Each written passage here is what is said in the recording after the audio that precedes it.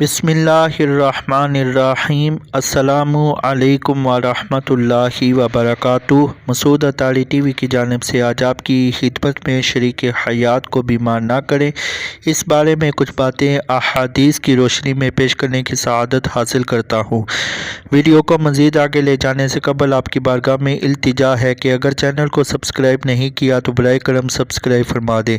صلو علی الحبیب صلی اللہ تعالی علی محمد۔ حضرت ابو ہریرہ رضی اللہ تعالی عنہ سے روایت ہے کہ آپ صلی اللہ علیہ وآلہ وسلم نے فرمایا، تمام ایمانداروں سے اکمل ترین ایمان والے وہ لوگ ہیں جن کے اخلاق اچھے ہیں، اور بہترین انسان تم میں سے وہ ہیں جو اپنی بیویوں کے ساتھ اچھے ہیں۔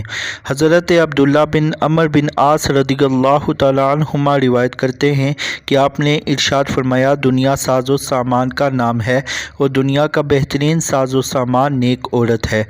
اگر آپ چاہتے ہیں کہ آپ کی شریک حیات نفسیاتی بیمار نہ ہو، بڑھاپے کی عمر تک پہنچنے کے باوجود صحت مند تندرست رہے، آپ کے بچے صحت مند خوبصورت ہونہار اعلیٰ صلاحیتوں کے مالک ہوں، تو اپنی طرف سے پوری کوشش کریں کہ آپ کی ذات سے آپ کی بیوی کو کوئی غم اور ذہنی صدمہ نہ پہنچے۔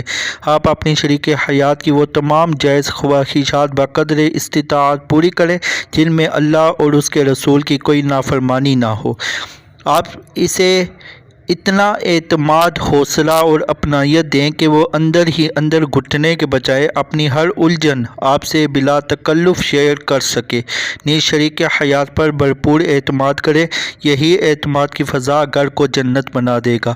ان ہدایات پر عمل پیرا ہونے کی صورت میں انشاءاللہ آپ کی شریک حیات ہر طرح کے نفسیاتی اور اعصابی بیماریوں سے محفوظ رہے گی۔ یاد رکھیں، شریک حیات کی خوشی میں آپ کی خوشی اور اس کی تندرستی میں آپ کی تندرستی مضمر ہے۔